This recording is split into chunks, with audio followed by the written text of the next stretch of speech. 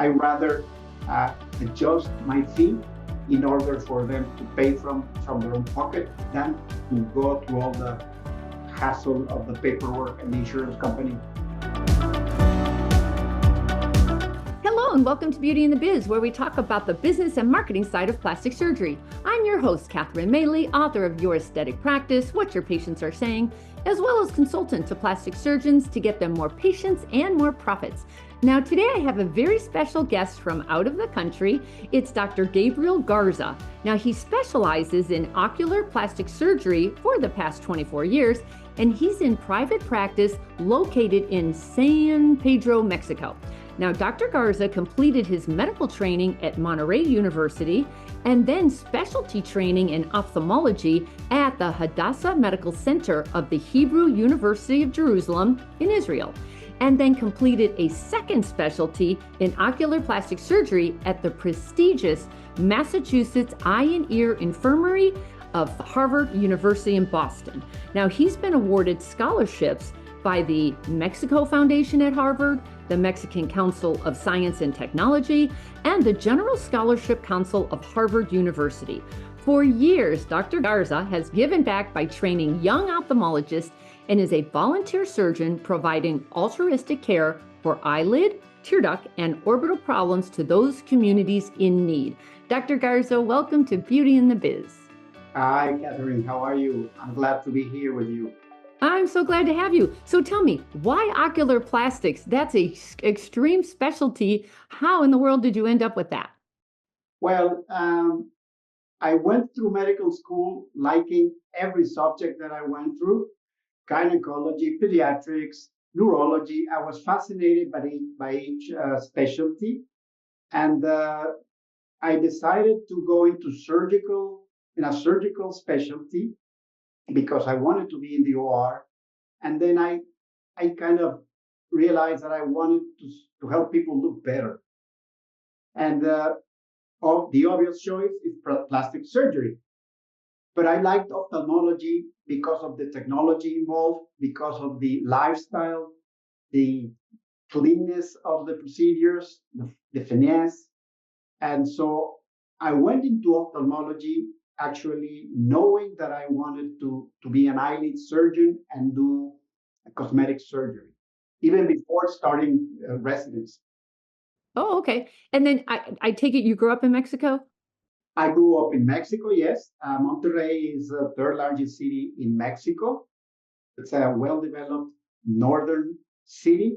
We have a couple of med schools, good level of plastic surgery, a huge market.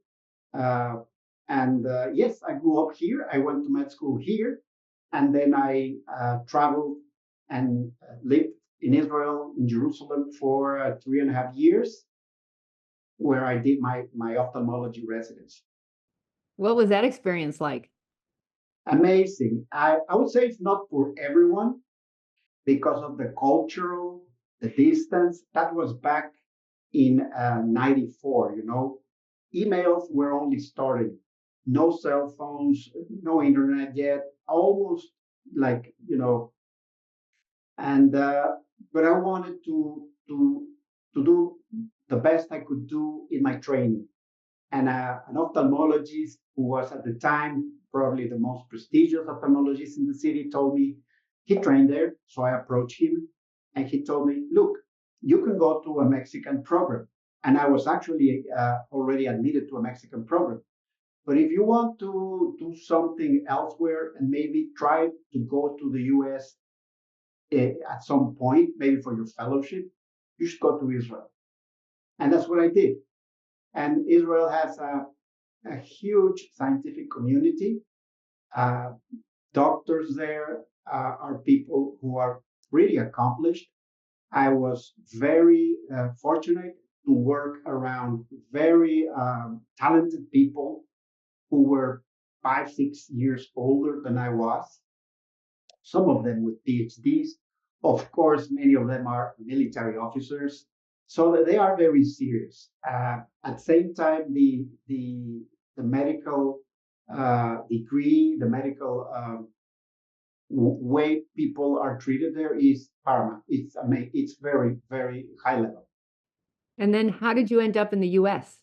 Well, I was finishing my residency, 3.5 years, and from the beginning I wanted to be an oculoplastic surgeon, and I started searching for opportunities.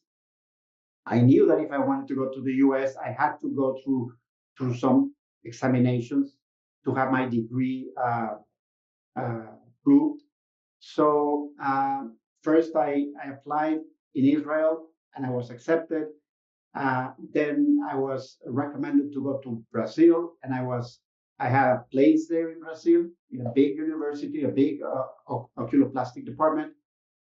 But I took the chance and I came back from Israel and spent the following 6 months studying for the USMLE exams, which are like board and very comprehensive exams on all medicine.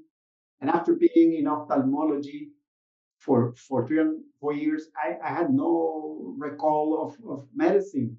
So I had to go back into it. I went to a course that prepared me for the exams. I succeeded in the exams, and I was already applying for programs in the US. So as an international medical graduate, you will need to look for particular places. And one place was Montreal at McGill. There was an opportunity, and I was offered one place there. Another place was in Cincinnati, Ohio, with a very reputed oculoplastic surgeon who takes international medical graduates. And I had this dream of maybe one day doing something in Harvard Medical School, a facility.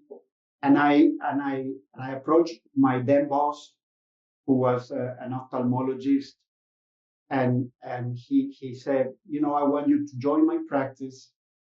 You're back from Israel, as you follow my advice, but I want you to do the best, and let me make a call to the Mass Pioneer, find out who is the head of the department. And then I realized, okay, I find out it was Peter Rubin. I didn't know him, and he made a call. He spoke to him. He said, listen, I have this just recently arrived from Israel, a young ophthalmologist. He wants very badly to be an oculoplastic surgeon. Do you have any spots? Do you have any availability in your program? And he said, yes, but I need to see him. I need to interview him. So next week I was back. I was there in Boston, at Mass Pioneer. I met with Peter. We immediately connected, and he was kind enough to offer me my first year.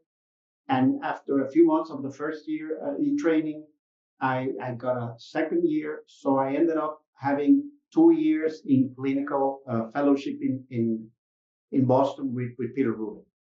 Was Dr. Rubin in a hospital setting or private practice? No, he was at the teaching facility, which is the Mass Pioneer Infirmary, and he was head of the eye plastics department at the time. Okay. A couple pearls there. Number one, grow your contacts while you're growing your practice, because knowing the right people, look what you did. You shortcutted that because you knew somebody who knew somebody. That's brilliant. But also a fellowship, if you're thinking about going into private practice, honestly, I mean, Dr. Rubin and that fellowship was fantastic for your surgical side, but not for your marketing and business side. So, not at all. Yeah. So then how did you know you wanted to go into private practice? Like, didn't you think you were just going to stay in the hospital setting? No, because the Mexican health system is very different.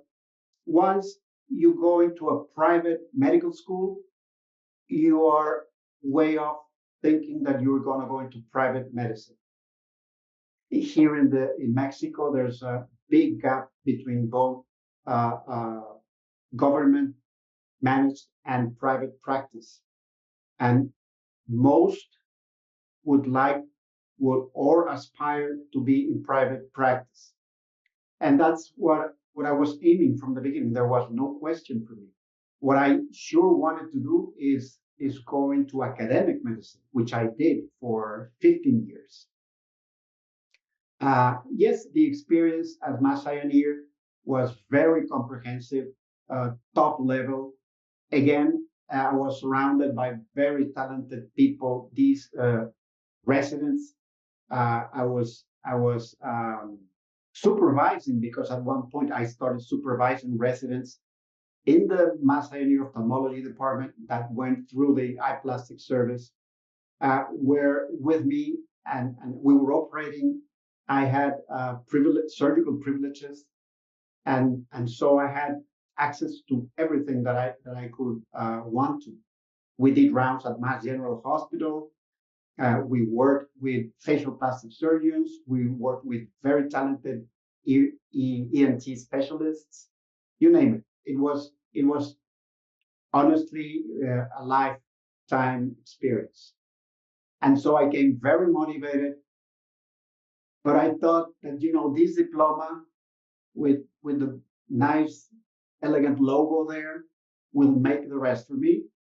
And so I said, nobody in Latin America had this diploma.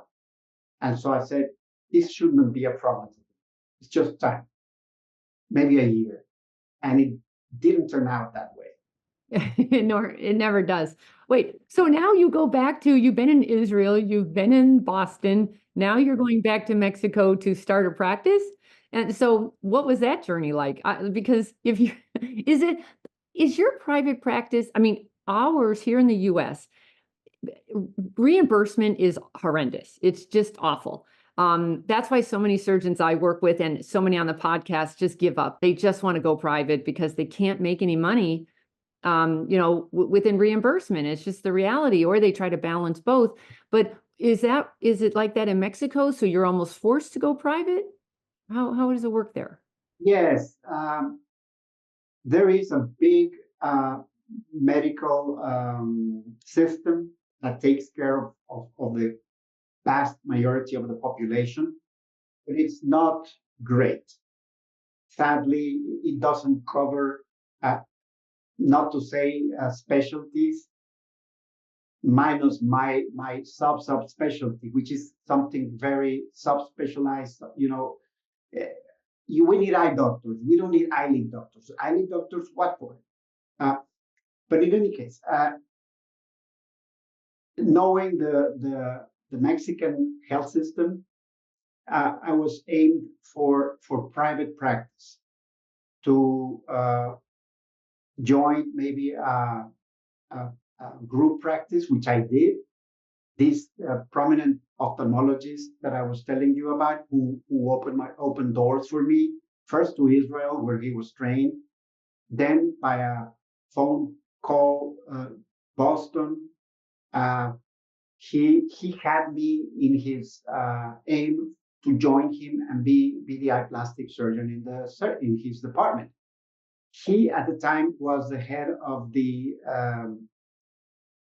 ophthalmology residency program here in Monterrey, one of the private ones, because they have the state-run services, but it was a private-run ophthalmology department, and it was a medium-sized ophthalmology program, and I was offered an academic chair there, so I was teaching and I was supervising ophthalmology residents for 15 years in surgery, in clinical rounds, and that was very satisfying, very gratifying. So I combined the private part with the teaching, and at the same time I was very busy trying to grow my practice. At one point, I started doing marketing. I started promoting myself in the ways it was done at that time. And my boss then, the ophthalmologist, had other ideas, had other plans. He didn't like the idea of me doing my business inside his business. And I wasn't happy because the setting of an ophthalmology clinic is not one for cosmetic patients. It is not. You go, you have your eyes checked, your glasses, maybe cataract surgery or glaucoma, retina, you name it, strabismus. That's great, but that's not the environment to offer a blepharoplasty. Eyelid surgery, brow lift, Botox, it just doesn't work. That's not the population. But I had to endure these first few years to learn that. I was not able to open my own office until 7 years of that I was able to do so. And he actually told me, you're better off on your own. Please go somewhere else. And that was my dream. And eventually I found a very nice little office that was located in a open shopping mall. It's a small, very nice commercial building with an Italian hairdresser, an Italian restaurant, a jewelry, nothing to do with medicine. But that was, Catherine, where my market was. And that's San Pedro. That's San Pedro. And that's where I was for the past 15 years, maybe. This office worked very nicely for me. It was conveniently located at this shopping district, and that worked nice. And I needed space, so just at the beginning of this year, I started renewing a new space which doubles the square feet that I had then, and now I'm in this new office from 2 months now. In the same building? No, it's the same district, San Pedro. It's in the same street, which is packed with nice, fancy stores, gyms, hairdressers, spas, other surgeons, and me in this new shopping plaza. Maybe it's an open building. It's very nicely appointed, and there's no doctors here. You have gyms, you have hairdressers, you have a fantastic spa, probably the nicest spa in town, and we all share this building. My office is in a second story. It has a street front, so my sign can be seen, not like the one before, which was in the ground floor. And I had walk-ins, which was fantastic. People will walk, they see my place, and they will stop by and ask, "So what is the doctor doing?" and this and that, and that was a plus at that time. Currently, with all these marketing efforts that we're doing, I really think that I can be on a second story, maybe not that visible, but I do care very much about the environment, about the first impression people get when they enter my office. And I have a fantastic staff, which is not big. I've been having an office manager who also takes care of my agenda, who replies to patients. And this is a small community in terms of I go out in the weekend, maybe to a restaurant, and I meet my patients. I go buy a bottle of wine and I greet another patient. So that's the kind of relationships I build here. Very close. I don't want to say that I become friends with my patients that much, because I always like to be the doctor. But as a doctor, I like to be taken as somebody who is approachable, somebody who is knowledgeable, and who is reliable and friendly. So are these patients cash pay, or are they still using some kind of insurance, or who's your market? So going back to the medical system, okay, so you go to private practice. In private practice, you can either, depending on your field, you can rely your income on insurance companies that reimburse you, as you were saying, and they reimburse you in the way that they want, and that's one thing. Maybe if you are an orthopedist or you are an ENT surgeon, you must rely in the beginning with that because patients come to you, oh, I have an insurance. Will that take care of my septal deviation surgery or my hip replacement? Well, sure, but not in my field. Even though several of my surgeries, like droopy eyelid, which actually is a functional surgery because of the blocked vision, the decreased visual field, I have never granted payment through the insurance companies. If you want that, you have to go to another doctor. So it's pretty much on the patient then, right? You do your thing, you charge what you charge, you give them the paperwork, and if they can get it through insurance, they're on their own kind of thing? Exactly. We do offer that possibility whenever it's a functional surgery, like thyroid-related eye disease, orbital decompression, maybe a tear duct problem, maybe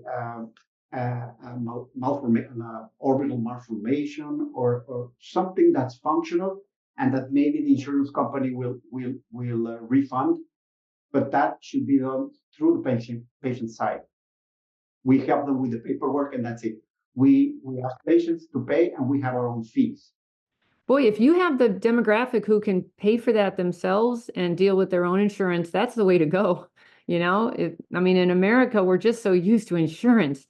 So it's so tough to get the patient, to pay out of pocket when they know darn well, if you fight with the insurance company long enough, they'll reimburse you. The problem is the practice can't make any money fighting with insurance all day, Exactly, yes. I've never done that. I do once in a while take the chance or the time to help somebody who I know will not be able to afford. And so let's go through the insurance company, but that's rare.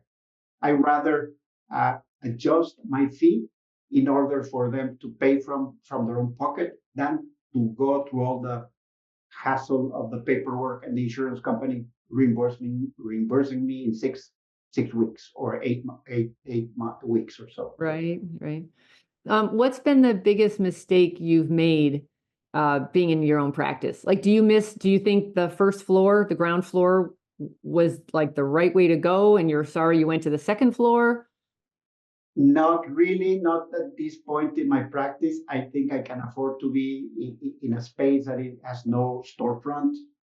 I've been very cautious because I had to grow slowly, and probably the biggest mistake didn't cost me much, just time, was spending effort in trying to have other doctors refer me functional patients. Oh, interesting. Because at that time when I started in the ophthalmology group practice, my boss then told me, go around. Monterrey has 300 ophthalmologists. They will all need your services. Right. And of course, they see orbit problems, they see tear duct problems, they see droopy eyelids and cancer around the eye, maybe. But they don't bother to contact or to refer. That's the way it works in private practice here. It's difficult. And at one point, I thought I would rely on all these referrals to grow at least my functional practice, not to say the cosmetic practice. But it didn't go that way. I lectured, I contact other ophthalmology group practices. I traveled around Monterrey, which has a lot of satellite small cities, and knowing that maybe they don't have the capacity of one specialist like myself, they will be glad to recommend patients, but that didn't happen. So after years of, at one point I hired a business coach And so she was helping me to market, to get myself known. That was my first effort. Open a website, lecture in ladies clubs, like sports clubs, gyms, flower clubs, you name it. I did it. I did it all. And then the Facebook and the Instagram and all that started picking up. I opened my Facebook account in 2009, and then maybe in 2011 or 12, I opened my Instagram account as something I was just doing because the rest of the people were doing, and I started seeing doctors, and I knew it was a way to market myself, to get myself known. But from that I'm telling you, Catherine, to right now, 2024, it's a totally different world. Everybody who has been through the social media knows that it's a month, year to year change, algorithms. Now you have TikTok, which is also valuable. You have the YouTube channels. So it's a trial and error thing, but we are doing very strong in Facebook and Instagram. Those have worked for me. Google Ads hasn't worked for me for some reason. We invested time.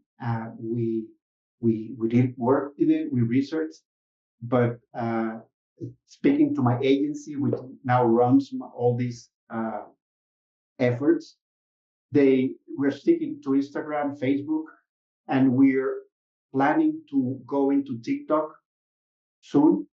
One thing I regret in marketing is not having enough before and afters. I always worry about that because I see other competitor profiles, and they're only about before and afters. And I complain to my marketing firm, and they say, the algorithms will not go for the before and afters. They are pushed away because they are not part of what they promote. Instead, you have to promote your person, your philosophy, be approachable, explain your procedures, who you are, why are you better than others. And that has, Catherine, gotten me into this scenario. People come to me, oh, Dr. Garza, I finally meet you. But it's not, I know you from a long time. I've been following you for 2 years, and I know everything I want to know about, but I wanted to meet you in person, and I'm here for the surgery.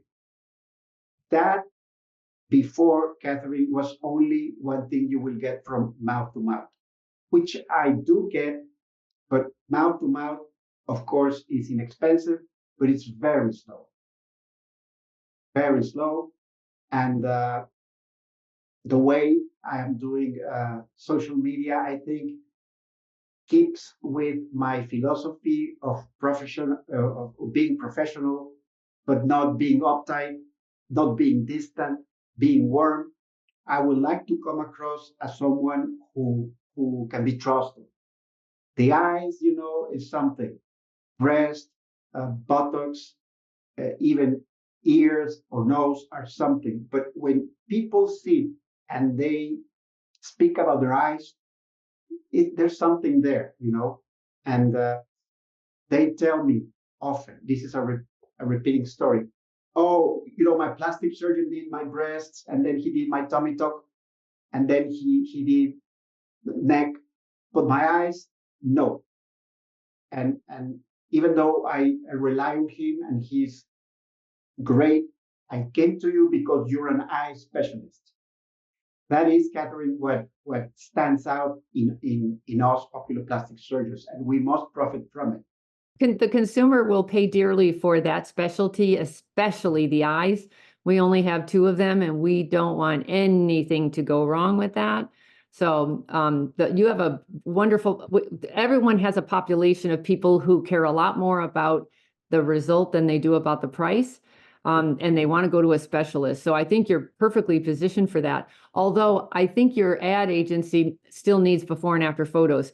Google cares a lot about your authority and your patient engagement, and patients clicking on your photos, watching your photos, staying put, and boy, I wouldn't negate photos at all. I would get as many as humanly possible of all different ages and ethnicities, whatever your population is. But boy, social proof is everything in our world because we're selling the invisible. Nobody can tell how good you are unless you show them through photos, but they also want to know how fun you are and how nice you are and how great your dog is. They need all of it. Yeah. The other aspect of before and afters, since we're talking about the face and we're particularly talking about the eyes, it is not easy, Catherine, to have someone agree to have his photos or her photos shared where thousands of people will see and will know that you have something done. That's why you ask everybody and you promise that you'll keep cropping, as much as you have to. But boy, more is better in this case. Yes. And I get a lot of no's, and I hey, at least leave a Google review for me. Yep. Or maybe a written testimonial. And yeah, we have to work harder on that. I definitely feel that way. And as you say, it's very valuable. Nowadays, people look at it and they go to whoever gets the best results. I will tell you right now, you have a photo that is literally like branded into my mind for the rest of my life. There's this really pretty young girl. She can't be more than 20. She has one eye. One eye is gone, and you gave her another eye. You couldn't tell. Do you know who I'm talking about? Yes, that's part of our functional field. Holy cow. Like that. To me, that showed, boy, you are a specialist, and that was amazing and so memorable. The only issue is now I might think you're not cosmetic. Now I might think you're more functional. So that's why I would show both. Yes, yeah. So yeah, that even the social aspect of my practice, where I go to I'll be in 3 weeks. I'll be in Yucatan, which is the peninsula towards the east of our country, and I do a week long of surgery. Currently, it's cosmetic, but it's low cost, and these people, the population there is totally different. It's like several different countries within the same country, and this part of the country is totally different in many aspects. But I feel glad to bring happiness to ladies and gentlemen there who want to look better at a low cost, and that helps. And yes, the functional part of our practice is very rewarding, but we have to realize that if we want to be cosmetic surgeons and compete with other big league cosmetic surgeons doing fantastic eyelid surgery, we have to be very focused. And I see the plastic surgeons in general who advertise breast, tummy tuck, brow lift, eyelid surgery. What are you good at? You can't be fantastic on anything. And I don't know anyone who wants to be, half as good in something and not fantastic or top in one thing. And so I before I used to realize it was tough to be so specialized and do only one thing, but nowadays I feel happy about it. I would like to be known as somebody who can do a great eyelid job, who can do something that is very fine, detailed, symmetric, as my practice name is, and yeah, that's the story. Wait, the practice name is symmetris. So now I take it in Spanish, it's symmetric, symmetry. Well, it's an invented name. I was at the very beginning 20 years ago, I was trying to brand myself. Will I want to be Gabriel Garza, or will I want to be something else? How will I call myself? What colors? What logo? And I went consulting with people who work with that, and they started figuring out things for me. But I was driving one time in a long road, traveling somewhere on my own, and I was toying with my telephone. I stopped and I started typing names, trying to decide what looked better. I had several logos done, and just this name make made a sort of reference to something that is paramount in our field, which is symmetry. Uh, it, it doesn't exist, but it refers to that value that we seek after so much. That is genius. Do you know how many plastic surgeons have literally referred out eyes because they know they're not good at the symmetry? They can get it pretty good, but it's your eyes that you're looking at every day. And a lot of them don't want to, they don't want to do that, So I'm really surprised that you didn't get physician referrals. Is it because you were cash pay? Is that what the problem was? No, the problem is just if they don't, Catherine, if they don't profit from something, why would they do it? Okay. They wanted a kickback? Yes. Oh. And I work for a while with several of them, but in the end, I wasn't happy. And as soon as I grew my practice, I said, I'm not doing this. But yes, that is the scenario here. And right now, I do get referrals from ophthalmologists. I do get referrals from a few dermatologists, ENTs. But guess what? No plastic surgeon will send me a case. You know what? They will come on their own with complications. So it's either through a complication or is uh, through that little story that I told you. My plastic surgeon is adorable. I love him. He is knowledgeable, reliable. He did my breast. He did my tummy tuck. But my eyes are devoted to a specialist. So that's not something I'm making up. That's just something that I profit from, which is humanly natural. The eyes are something that they're very valuable. So we feel very responsible, and it's a beautiful field to work in. So let's talk about something more fun. Give me a crazy patient or staff story that you care to share. I would say that the one thing that rings is my money back guarantee. And I exercise that every year, probably once every year or so.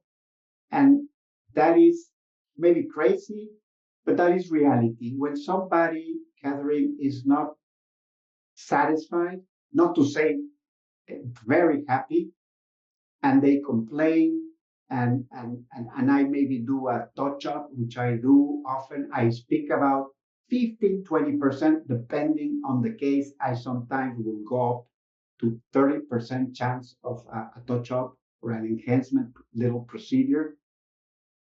I offer right away, don't worry. Besides helping you as much as you want with as many procedures as they're required, I will issue a refund of 100% of the money you spend with us. So you feel the way I respect you. And that is my policy. Once it's not that I get very often unhappy patients, but when you find that you operated on someone you shouldn't have, you learn the hard way, and that has happened to me several times. and I blame it on me to have had surgery on this person for whatever reason I missed. That little thing that I knew will not go great. And these people are not doing terrible, they're doing okay. But it's just people that are not happy with other aspects in their lives, and you miss that. And so I rather return their money and feel uh, happy that I'm able to do that and move on. The irony is, you usually end up doing it anyway, but you do it the hard way because you resist, you blame the patient. Now you and the patient are in this adversarial relationship. They're going to push harder, and then you just want it to go away. And now you can't even pay them to get out of this mess, you know? So I completely, in today's world, I know it's not fair, but it's the price of doing business. I'll bet you have, like, you sleep well at night. You have happy patients. Those who aren't completely happy will definitely be happy when you give them some kind of something back. I think that's the only way to go. Have you come across with this policy in your experience? I recommend it at least at like 2 meetings a year, and the doctors look at me like I am out of my mind. Why would I give money back? And I say, because you're going to anyway. You might as well do it early on before it becomes World War III, you know? Because if you stick to your position and you say, this lady's crazy, I did a fantastic job, do whatever you want, they will find a lawyer. Yep. They will speak badly of you, and 100 ears will listen to that, and that will damage your pocket more than giving back your money. You get to the point where you wish you had just handled it initially. It just keeps growing. And there are too many forums on the internet, something like a Reddit.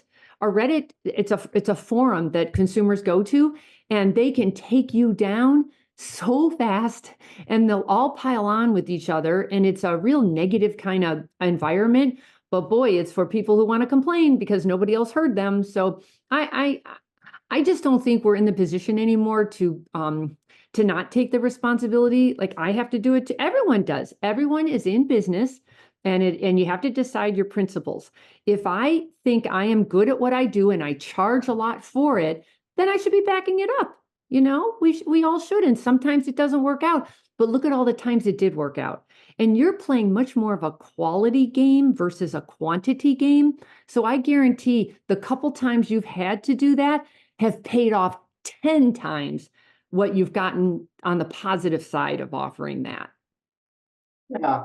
If you as a consumer of any service, airlines, cars, vacations, hotels, realize that some of these big companies, reputable companies, have this policy, why don't you do it? So that's the way I feel. That's the way I feel. And I agree. So tell us something interesting we don't know about you, but I will just say I have been on your Instagram, and you have my two passions in life are dogs and hiking. You hike. Oh, Yeah, love, love, love. Yeah, hiking it's a big thing. Monterrey is surrounded by mountains. We're, beautiful. we're within the Sierra Madre mountain range, and we're surrounded by mountains. We have beautiful hiking spots, and I do that as often as I can. I have a group of friends that are mountaineers, I would say, because they have been in big excursions and places that I don't think I will go at this step in my life. But being outdoors, walking, uh, maybe not speaking to anybody beside you for a while, maybe watching nature, going up early. That is very calming, and it's very good with mental health. And and yeah, my dog is Bruno. He's a great companion. He's a golden retriever. He lives at home with us, and he's like another kid. We love him. But something that you don't know about, uh, I can dance. I'm a good dancer. There was this time in my life when we were young, and it was the 80s, and the punk rock thing. I sported a mohawk for a while. You had a mohawk? Yeah, I saw that you had a goatee. You have a wild side, huh? yeah. Before going to med school, I did that. But and in all these parties, my friends will play songs that they knew I will dance, and so they make the circle, and I will show my moves. And I did that for a long time, even when I was older. Uh, my wife knows about it, and when we are at parties and with friends, I will start the dancing there. And I enjoy that very much. It's very uh, relaxing and it's joyful. Music is fantastic for me. Please add that to your Instagram, please. I think your patients would love that. Okay, I will think about. It's not classic dancing. It's just It doesn't matter. It shows your fun side. by this dancing thing. I'll tell you one thing. My daughter is a professional ballet dancer. Oh, wow. She danced professionally in companies in Chicago, Milwaukee, and Grand Rapids. And yeah, well, and she is professionally trained. That's fine, but I would rather see you dancing on your Instagram. I guarantee you your popularity would jump. Right now, you're at 21,000 followers. I promise you'd be at another 10K showing off your dance moves. They'd love it. Yeah. You talk about the dancing thing with other surgeons. Probably I will not do it in the OR. Not in the OR. Yeah, exactly. I could dance, but no, not in the office. No. Not near a white gown or a scrubs. No. Or in a proper setting. Even at a medical conference, that'd be fun, if it's in the right setting, but not in the office. No. Yeah. All right. Well, Dr. Garza, we're going to wrap it up now. Is there any way somebody can get a hold of you? There's a chance, others want to share notes with you. How would they get a hold of you? Well, I'm in Instagram as Dr. Symmetries or Gabriel Garza. Facebook as well. I have a YouTube channel. And I have a webpage which is symmetries.mx. I lost the .com time ago, and they were asking like $50,000 to get back my .com. That's the way it goes. So I switched to .mx, which is stands for Mexico. But those are the ways to reach me. I'm here in Monterrey, which is north of Mexico, and it's the third largest city, nicely developed. We have beautiful universities. Medicine is high level, but private medicine is where we are. Very interesting. I don't know that part of the world, but I've definitely been checking it out since I've been researching you. So everyone, that's going to wrap it up for us today. If you would, please subscribe to Beauty and the Biz so you don't miss future episodes, because we are trying to grow the audience. And if you've got any questions or feedback for me, please leave them on my website at catherinemaley.com, where you can also do a free consultation with me to talk about your own practice. Or you can always DM me on Instagram at CatherineMaleyMBA. And with that, I will say thank you very much, and we'll talk again soon. The fastest way to success is to model other successful surgeons who have what you want, but you can only see their results, not the path they took to get there. So you continue to jump from one thing to another, hoping to find something that will work for you too. But it rarely does. So try this shortcut instead. It's guaranteed to move you forward. I compiled my intellectual property to grow cosmetic revenues, everything I've gleaned over the years, into one playbook of the most successful practices and what they do to win. Go to cosmeticpracticevault.com and let's grow your cosmetic revenues.